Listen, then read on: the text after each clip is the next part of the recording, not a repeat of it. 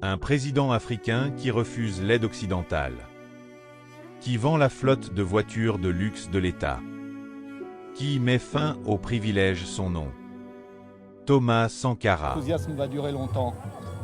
Aussi longtemps que les populations commenceront à se convaincre et à percevoir qu'elles-mêmes peuvent transformer leur situation et peuvent améliorer leurs conditions. Au début, c'était des mots, ce n'était que des mots et une adhésion euphorique. Et c'est justement pour tout cela qu'il devait être éliminé. Né en 1949 en Haute-Volta, Thomas Sankara est un militaire, un penseur révolutionnaire, un panafricaniste convaincu. En 1983, il prend le pouvoir par un coup d'État soutenu par le peuple. Il a 33 ans. Il va changer l'histoire. Une fois au pouvoir, Sankara lance une révolution sociale et économique. Il change le nom du pays.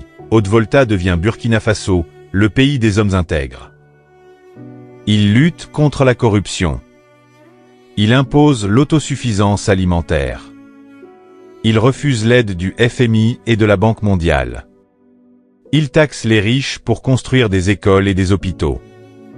En 4 ans, le Burkina Faso est devenu un exemple pour toute l'Afrique.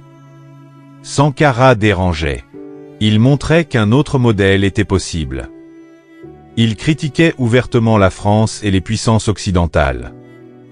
Il parlait d'unité africaine, sans dépendants. Pour certains, c'était dangereux.